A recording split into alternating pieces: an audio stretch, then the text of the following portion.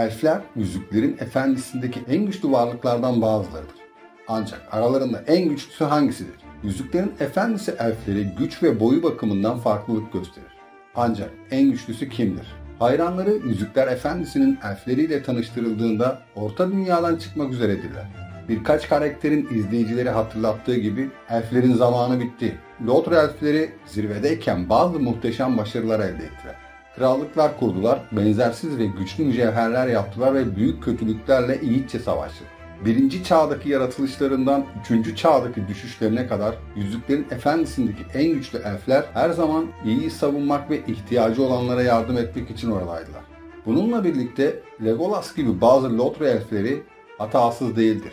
Bu Amazon Prime serisi güç yüzüklerinde daha derin bir seviyede keşfedilen bir şeydi. Yüzüklerin Efendisi'ndeki bazı elflerin açgözlü olduğu söylenirken, diğerlerinin elflerin en büyük günahlarından biri olan akraba öldürmeyi işlediği söylendi. Yine de elflerin çoğu kahramandı ve sadece geleneksel anlamda değil. Bu Lothr elfleri gücü sayısız şekilde sergiledi.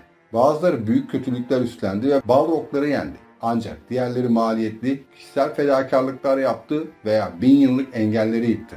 Bunların hepsi büyük güç gerektiren eylemlerdi. İşte Yüzüklerin Efendisi'ndeki en güçlü 20 elf sıralaması.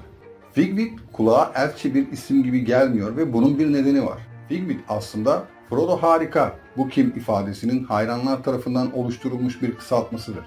Kısaltma, The Fellowship of the Ring'i yeniden izledikten sonra bir hayran, Frodo'nun yüzüğü Mordor'a götürmek gibi kahramanca ve özverili bir seçim yapmasının ardından kameranın rastgele bir Lord of the Ring elfine geçtiğini fark ettiğinde yaratıldı. Bu rastgele Lord of the Ring elfi, Flight of the Conchords ününün Bret McKenzie'sinden başkası oynamıyor. Karakteri, kralın dönüşündeki kısa bir sahne için geri getirildi ve Peter Jackson, Figwit'in hayranlar arasındaki popülaritesini duyunca Hobbit filmlerinde daha da büyük bir rol aldı. Bununla birlikte Figwit'in gücü nispeten azdır. Örneğin Erwin gri limanlara doğru ilerlemesi için zorlamaya çalıştığında Erwin onun varlığını zar zor kabul eder ve yanından geçer. Rings of Power için orijinal bir karakter olarak yaratılan Lothr elf teknik olarak bir Sylvan elftir ve Tolkien'in bir parçası değildir. Diğer bazı elfler kadar güçlü olmayabilir ancak Orta Dünya'nın güney topraklarını koruma sorumluluğu verildi. Böylece bölge sakinleri önceki yıkıcı yollarına geri dönmeyecek. Southlands'taki görevinde 79 yıl kaldı. Ancak Bronwyn ile tanıştığında bir engelle karşılaştı. Bir insan kadını olan Bronwyn, Yüzüklerin Efendisi elfinin sevgisinin nesnesi haline geldi. Medord tarafından bir insana aşık olmanın içerdiği birçok tehlike konusunda uyarılmıştı ama bu onu zerre kadar durdurmadı. Güney topraklarının işgali sona erdiğinde Arondir, Lord of the Ring elflerinin geri kalanıyla birlikte eve dönmek yerine bir kez daha aşkına gitti. Ne yazık ki orklar tarafından esir alınmış ve kazmaya zorlandı. Thorald karakterinin iyi karşılanmadığını söylemek yetersiz kalır. Hobbit'e kanon olmayan bir Lord of the Ring elfinin eklenmesi pek çok Tolkien sadeliğini üzdü. Yine de o olmasaydı Hobbit üçlemesi, Yüzüklerin Efendisi üçlemesinden daha fazla erkek egemen olurdu. Bu yüzden bir kadın Yüzüklerin Efendisi karakterinin eklenmesi mantıklıydı. Quidorm'un elf muhafızlarının kaptanı olarak Doyle, yayı ve hançerleriyle becerisini defalarca gösterdi. Ancak en büyük gücü değişim ihtiyacını fark etme yeteneğiydi. Legolas, cücelere karşı kendi ön yargılarını geride bırakamadan çok önce Elrond, insan ırkını tamamen terk edemeyeceğini fark etmeden onlarca yıl önce Yüzüklerin Efendisi elf kalbini cücelere açtı ve Orta Dünya'da büyüyen kötülüklere karşı mücadelede aktif bir rol almalarını talep etti. Haldar'ın Yüzüklerin Efendisi elfi rolü ve filmlerdeki garip dostluğu kitaplarda görünenden çok daha fazladır. Romanlarda Haldar, Lothlorien'in sınırlarını korumakla görevlendirilmiştir. Lothlorien ormanlarına girerken kardeşliğin yolunu keserek takdire şayan bir iş çıkarsa da filmlerde kendisine daha fazla sorumluluk verildi. İki Kule'de Galadriel ve Elrond'un emriyle Haldar'dan miğfer dibinde saldırıya uğrayan Rohirrim'i savunmak için Yüzüklerin Efendisi elflerinden oluşan bir orduya liderlik etmesi istendi. Aragorn'la yan yana yiğitçe savaştı ve Rohirrim savaşta büyük kayıplar verirken Haldar'ın ve elf arkadaşlarının varlığı Toda'nın halkının Gandalf ve takviye kuvvetleri ortaya çıkana kadar geceyi atlatmasına yardımcı oldu. Arwen'ın bir Lord of the Rings elf rolü filmler için önemli ölçüde güçlendirildi. Yazar ekibi ona anlatıda daha önemli bir rol vermek için Frodo'nun yüzük tayfalarından kaçmasına yardım etmesine karar verdi. Romanlarda rolü çok daha küçüktür ve birincil işlevi bir aşk ilgisidir. Arwen ve Aragorn'un ilişkisi Eowyn'in karakter eğrisi kadar ilerici olmasa da Arwen hala çok fazla güç sergiliyor, sadece farklı bir tür. Lord of the Rings elflerinin geri kalanıyla birlikte Valinor'a yelken açmayı ve Aragorn'a olan sevgisini gömmeyi seçmesi onun için kolay olurdu. Halkının çoğu Orta Doğu'yu terk ederken geride kalmak daha cesurcaydı. Evet, aşkı için geride kalmayı seçti ama bu tür bir risk almak muazzam bir cesaret göstererek onu Yüzüklerin Efendisi'ndeki en güçlü elflerden biri yaptı. Thranduil, Mirkwood kralıdır. Savaşa görkemli bir geyiğe biner ve mükemmel şekilde donmuş kaşları vardı. Bunların hepsi takdire şayan nitelikler olsa da Thranduil, Hobbit'te kusurlu bir baba ve hükümdar olarak sundu. Mirkwood, onun yönetimi altında izolasyonculuk uyguladı. Elf Thranduil, krallığının sınırlarının hemen dışında büyüyen teröre rağmen ihtiyacı olanlara yardım etmeyi inatla reddetti. Thranduil'i görevden almak ve ona bencil bir birey demek kolay olsa da giderek daha fazla izolasyonist olan yöntemlerine katkıda bulunmuş olabilecek birçok kayıp yaşadı. Lord of the Rings Elf Thranduil, babası ve halkının çoğuyla birlikte Son İttifak Savaşı sırasında Sauron'a karşı savaştı. Bu savaş sırasında babasını ve halkının 1/3'ünü kaybetti ki bu anlaşılır bir şekilde çatışma korkusunu besledi. Yüzüklerin Efendisi Finrod, Rings of Power'da pek görünmüyor ancak Galadriel'in ağabeyi olarak hikayede ayrılmaz bir rol oynuyor. Dizinin premieri sırasında Finrod'un hikayesi 1. Çağın Büyük Savaşı sırasında ölmeden önce tam olarak anlatılıyor. Legolas'ın aksine Finrod, Nargothrond'u kurmasında kendisine yardım ettikleri için cücelerin bir arkadaşıydı ve ardından Beleriand'daki krallığını yönetti. Her zaman büyükelçi olan Finrod, Osiriand'da insanlarla tanışan ilk kişi ve Bior Hanedanı ile dost oldu. Bu iyilik daha sonra Bior Hanesi'nden Barahir, Morgoth'la bir savaş sırasında hayatını kurtardığında geri döndü. Minnettarlığının bir göstergesi olarak Barahir'e, yani Aragorn'un taktığı yüzüğünün aynısı, yüzüğünü verdi ve daha sonra Barahir'in oğlu Beren, Finrod'dan yardım istedi.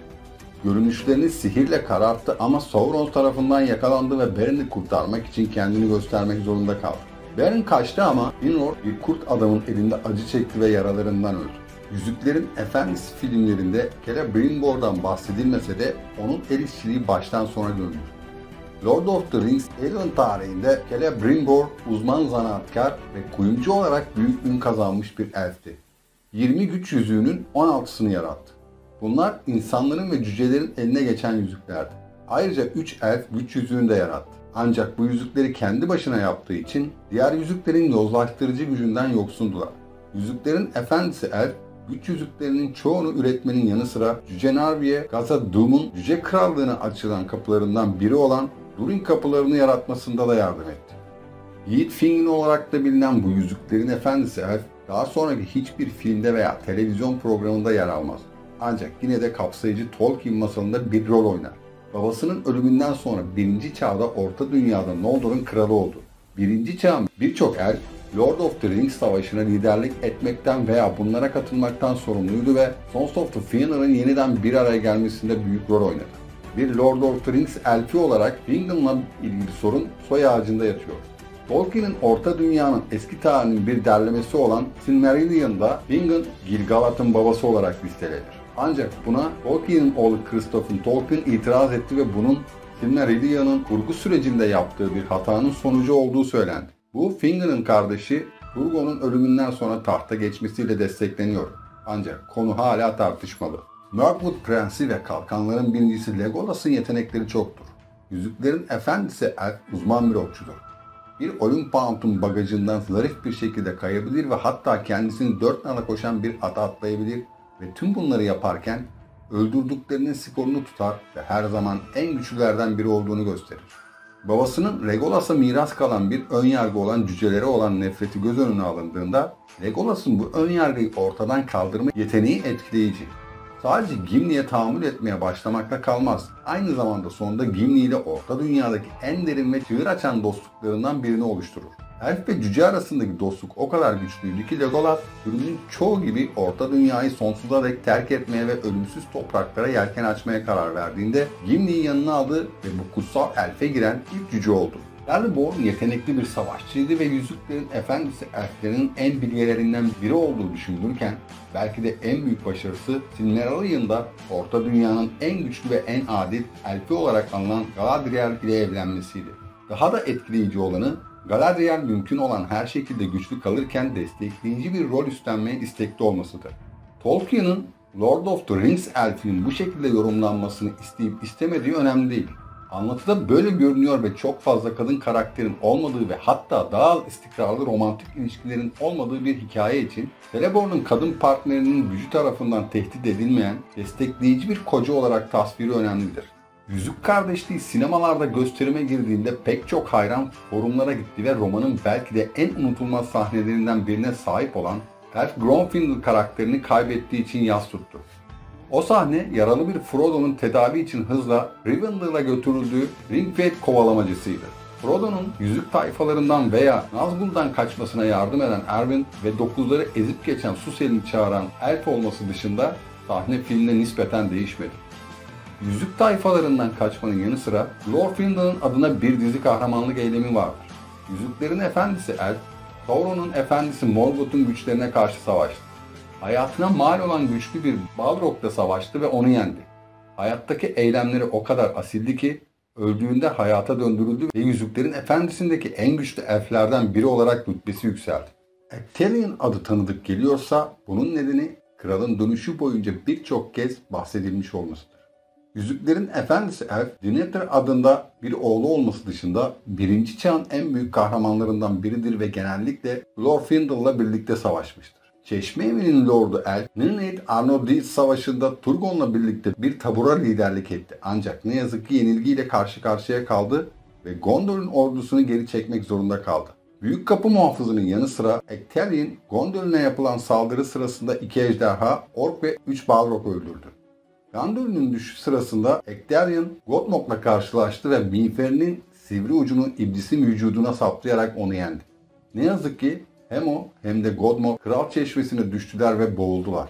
Gil-galad, Orta Dünya'daki Noldor'un yüksek kralıydı ve Yüzüklerin Efendisi'ndeki en güçlü elflerden biri olarak adına pek çok başarı imza attı. Pek çok kişi Rings of Power'da Galadriel'den daha güçlü olup olmadığını merak ederken, Sauron'un Gil-galad'ın halkının güvenini onlara adil bir varlık kılığında görünerek kazanma girişiminin geçmişini görebilen birkaç Lord of the Rings elfinden biriydi.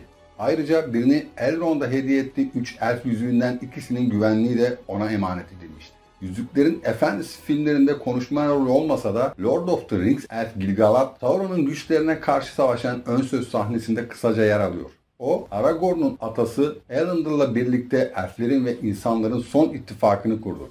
Bu ittifak Yüzüklerin Efendisi olayları sırasında gücü yeniden kazanana ve geri dönene kadar Sauron'u geçici olarak yendi. Eärendil'a, Eärendil'in ışığı ve Eärendil yıldızı sayesinde Yüzüklerin Efendisi'nde yoğun bir şekilde atıfta bulunulmaktadır. 3. çağda Şeleb'u yenmesine yardım etmesi için Frodo'ya Eärendil'in ışığını içeren bir küçük şişe verildi.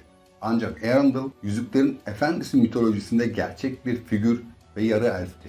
Ünlü yolculuğunun başlangıcı Morgoth'un en kudretli ejderhası Kara Ankalagon'u öldürdükten sonra başladı ve kaderi Lúthien ve Beren'in Morgoth'tan aldıkları Silmarill'la Büyük Okyanus'u gezmek ve ayı ve güneşi korumak. Eärendil'in ışığı Yüzüklerin Efendisi'nde ve dolayısıyla elfin kendisinde son derece önemlidir. Orta Dünya'nın sadece yıldızların ışığıyla aydınlandığı düşünüldüğünde Eärendil yıldızı Orta Dünya insanları için bir umut ışığı olmaya devam ediyor.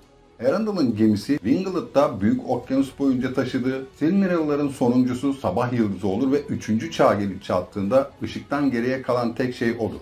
Fingolfin'in Orta Dünya'ya yolculuğu zorluklarla doluydu. Üvey kardeşi Fëanor, Sauron'un efendisi Morgoth'un elfi, küçük kardeşi hakkında yalanlarla beslemesinden sonra Fingolfin'den şüphelenmeye başladı. Fëanor, kardeşini ve takipçilerini sabote etmek için elinden gelen her şeyi yaptı. Ancak Fëanor işini onun için zorlaştırdıysa da Fingolfin Orta Dünya'ya girmeyi başardı. Fingolfin'in en kahramanca hareketini Orta Dünya'da gerçekleştirdi. Morgoth'u teke tek dövüşe soktu. Morgoth güçlü bir varlıktı. Sauron'dan daha güçlüydü ve belki de Tolkien'in evrenindeki en güçlü varlıklardan biriydi. Yüzüklerin Efendisi Elf, etkileyici bir süre boyunca Morgoth'a karşı kendini tutabildi. Ayrıca Morgoth'a güçlü bir darbe indirerek onu kalıcı bir şekilde toparlattı. Fëanor zaman zaman bencil, paranoyak ve korkunç bir kardeş olmasına rağmen hayatı boyunca bazı muhteşem şeyler başardı. Birincisi şüphesiz tüm Arda'daki en değerli mücevherler olan Silmarill'ları yarattı.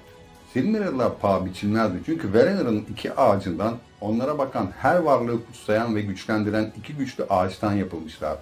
Ağaçlar Sauron'un daha kötü ve güçlü bir versiyonu olan Morgoth tarafından yok edildi. Bu nedenle Silmariller, Valinor'un iki ağacının armağanlarının yaşadığı birkaç yoldan biriydi. Fëanor muhteşem bir ruhla doğduğu için Lord of the Rings elfleri arasında benzersizdi. Annesi doğum sırasında ruhunun büyük bir kısmını oğluna aktarmayı seçti ve muhtemelen onu diğer elflerden daha güçlü yaptı. Yüzüklerin Efendisi'nde Lúthien'dan genellikle Arwen'la ilgili olarak bahsedilir. Var en güzel elflerden biri olarak kabul edildi ve onun torunlarından biri olan Arwen, Lúthien'e güçlü bir benzerlik taşıyordu. Sadece bu da değil. Lúthien gibi Arwen de ölümlü bir varlığa aşık oldu. Bu aşk her iki kadının da yüreklerini sızlattı. Ancak Lúthien'in yaptıkları kendisi ve Arwen arasındaki paralelliklerden çok daha ilginçtir ve onu Yüzüklerin Efendisi'ndeki en güçlü ölümsüz elflerden biri yapmıştır. Sevdiği adam Beren, Sauron tarafından yakalandığında Lúthien onu tanıdı ve ikili güçlerini kullanarak Morgoth'un kalesine gizlice girmeyi başardı. Orada Yüzüklerin Efendisi elfi Lúthien, Morgoth'u ve tüm mahiyetini büyüleyerek derin bir uykuya daldırdı ve bu Beren'a değerli Silmarill'lardan birini Morgoth'un tacından kesme fırsatı verdi. Elrond her zaman yardıma hazır bir elftir. Aragorn'un babası öldürüldüğünde Elrond müstakbel kralı yanına aldı ve onu kendi oğlu gibi büyüttü. Tek yüzük bulunduğunda Orta Dünya'nın dört bir yanından gelen varlıkları yüzüğün kaderine birlikte karar vermeye teşvik eden Elrond konseyini çağırdı. Rings of Power'da çok farklı bir karakter olmasına rağmen Elrond'un sadece kendi halkı arasında değil başkaları tarafından da bilge bir lider olarak görülmesi şaşırtıcı değil. Muazzam bir karakter gücüne sahip olmasının yanı sıra savaş konusunda da yeteneklidir ve Sauron'la ilk savaşta önemli bir rol oynamıştır. Aynı zamanda ona Yüzüklerin Efendisi'ndeki en güçlü elflerden biri olan teorize edilmiş koruma ve iyileştirme gücü de dahil olmak üzere birçok güç veren hava yüzüğü Vilia'nın koruyucusudur. Unfinished Tales of Numenor and Middle-earth'e göre Galadriel, Noldor'un en büyüğüydü. Belki Fëanor dışında ondan daha akıllıydı ve bilgeliği uzun yıllar boyunca arttı.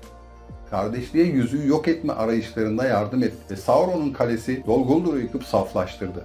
Üstelik tek yüzüğün çekimine direnmeyi başardı. Su yüzüğü Nenya'nın koruyucusu olarak Galadriel, Yüzüklerin Efendisi'nde zaten hatırı sayılır güçlere sahipti. Yüzüğüyle Lorien'i saldırılardan koruyabildi. Sauron, Lord of the Rings elflerine farklı bir biçimde göründüğünde onun düzenbazlığını algılayabildiğinden bilgeliği Yüzüklerin Efendisi elflerine algılama gücü verdi. Tek yüzükle şüphesiz Yüzüklerin Efendisi'ndeki en güçlü elfler arasında yer alacaktı. Kendisinin de belirttiği gibi herkes beni sevecek ve umutsuzluğa kapılacak.